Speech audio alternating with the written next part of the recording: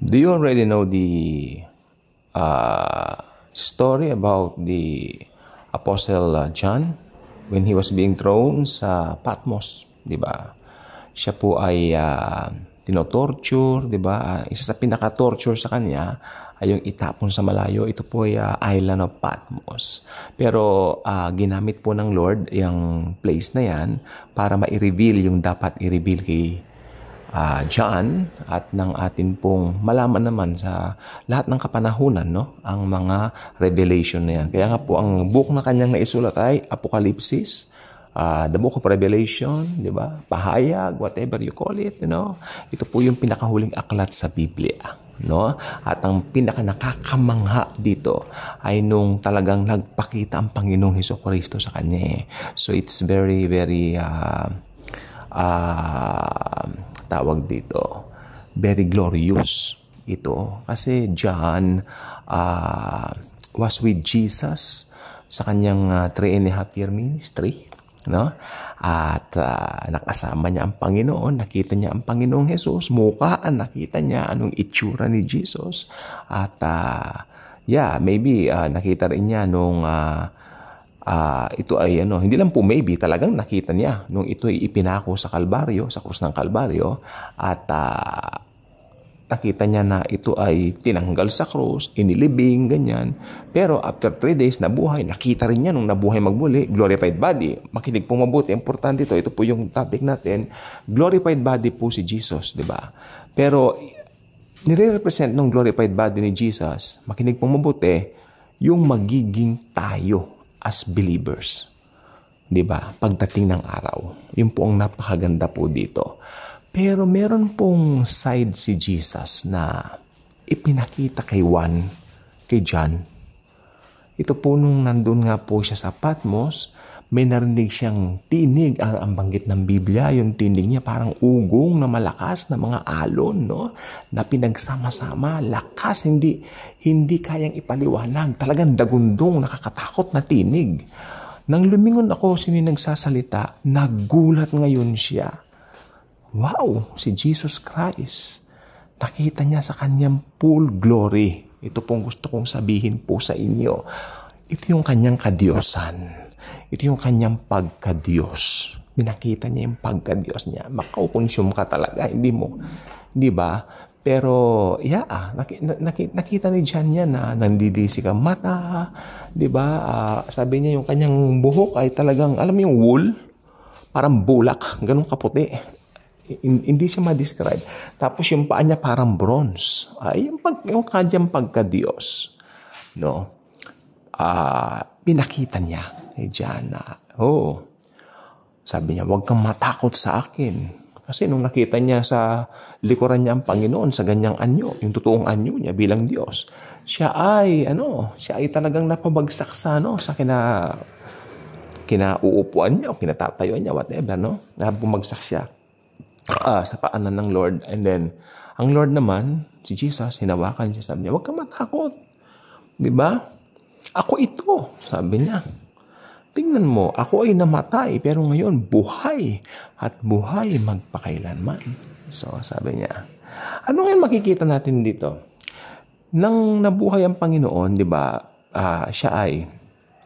ako nakita ko po rito yung hypostatic union Nandito pa rin sa kanya, maski nung glorified na siya, muli siyang nabuhay, nandun talaga yung hypostatic union niya, bilang tao, bilang Diyos. Makinig po mabuti, no? Bilang tao na glorified na, siya po yung nakita nila sa muling pagkabuhay. Pero bilang Diyos, hindi nagalaw yung pagka-Diyos niya Talagang yan, pinakita niya. Diba? Yun siya, pakita niya. Diba? Alam niyo, pagdating po natin sa langit, ang makikita lang natin ang visible, si Jesus. Because Father is a Spirit. Diba? Hindi natin makikita ang Father. Ang Holy Spirit is Spirit din. So si Jesus, siya yung nagkatawang tao, siya po yan. Siya makikita natin. Actually, siya po si Elohim, siya si Yahweh. Siya si Jehovah. Sabi ng iba, si Jehovah daw yung Diyos, Jesus daw created being. No, that's wrong. Si Jehovah, yan si Jesus Christ. Amen. Kaya kung hindi si Jesus ang inyong pinaniniwalaan Diyos, wala kayong Diyos. Wala kayong pinaniniwalaan Diyos. Diba? Because Jesus Christ is Jehovah. Okay, so ayan po yung kanyang gusto kong tignan natin dito si Jesus as makapangyarihan. Makinig po mabuti, importante po to. Hypostatic union si Jesus, no? Yung kanyang pagka-Diyos at kanyang pagkatao. You cannot say Jesus is 50% man, tapos 50% God equals 100. Ay, hindi po ganon. Si Jesus Christ sa katotohanan ay 100% man and 100% God at the same time. Kasi He represents God and man. Kasi ganito po yan Medyo laliman natin, no? Makinig pong mabuti. Bilang Diyos, di ba? Or should I say, ang Diyos, di ba nagkamali ang ating unang mga magulang, si Adan at si Eva? So, ang Diyos, hindi po yan makatagal sa kasalanan Kasi nature niya yan Hindi ba pinalaya sila Adan at Eva sa Garden of Eden? Correct? Because they've sinned. Diba? Kaisa-isang ibinilin ng Diyos. Huwag niyang gagalawin niyang bungang yan. And yet, yun pa ang kanilang kinain sa panunukso ng tinatawag ng Biblia na magandang ahas o ang diablo o si Satanas. Nag-anyong magandang ahas, nilinlang ang ating unang mga magulang si Adan at si Eva at pumasok ang kasalanan. Ultimately, ang kamatayan. Diba? So, nahiwalay. Ano nangyari? Nagkaroon ng pagkahiwalay. Nahiwalay ngayon ang tao sa Diyos. Tandaan nyo, hindi tumatagal ang makapangyarihang Diyos sa kasalanan. Ayaw niya ng kasalanan. Amen.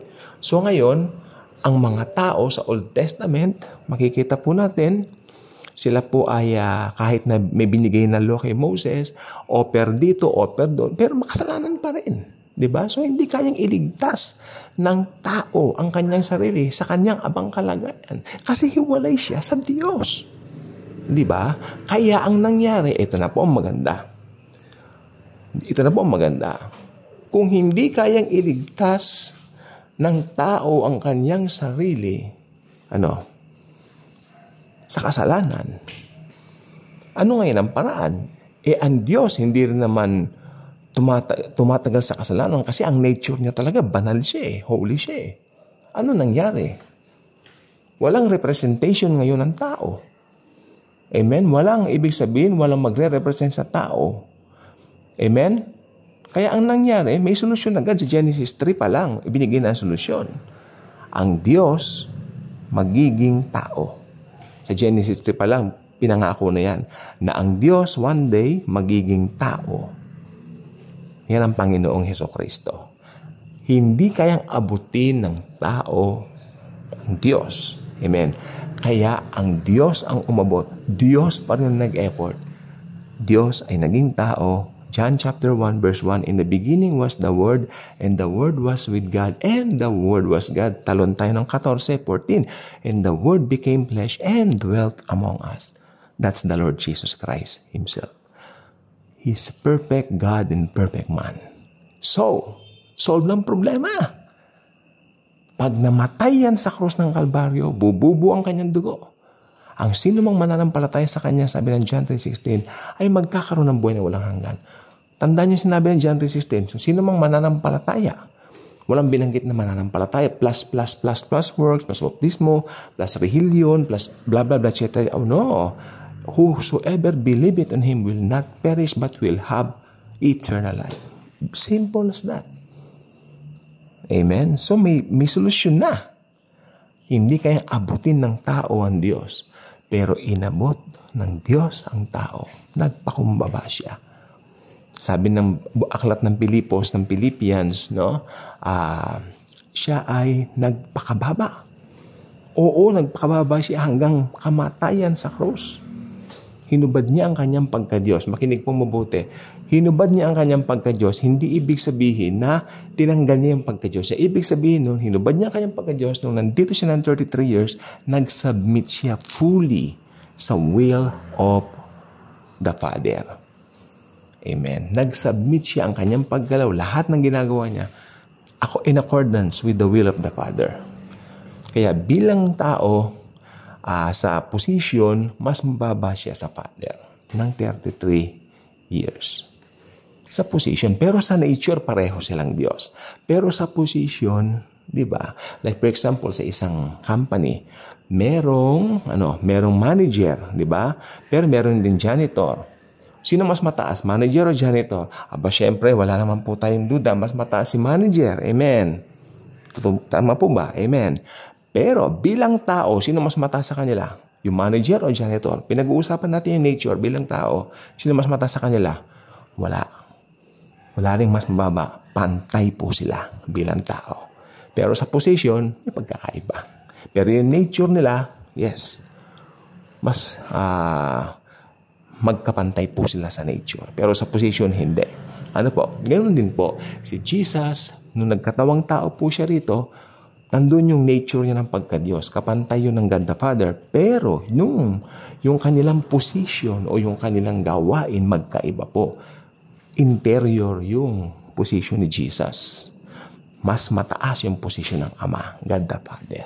Ganyan po kasi nagwo-work ang ng Godhead. Parang it represents family, no? Di po ba? Tapos syempre yung third member ng Holy Trinity, God the Holy Spirit, nandoon din po. Siya ngayon na nagtatatak sa mga naliligtas na mga believers. Okay? So yun pong gusto ko pong sabihin sa inyo, Jesus Christ is both God and man. 100% God, 100% man. Okay. At yung pandidisik ng kanyang mga mata na yan po ang kanyang kadiyosan, kanyang pagkadiyos. Yes, ayan po. Walang tatagal talaga bilang Diyos. Walang tatagal sa kanyang presensya. Pag nakita mo siya. Kaya nga po, siya po ay nagpakumbaba. Pero makikita po natin sa langit, siyempre, yung glorified Jesus Christ na nabuhay na magmuli, na yung side niya yun ang ipapakita niya sa ating mga yes, dahil yakapin niya tayo isa-isa. Tayo mga believers niya. Mahal niya tayo. Iniingatan niya tayo. Kahit nandito pa lang tayo. Mahal niya tayo. Bye-bye.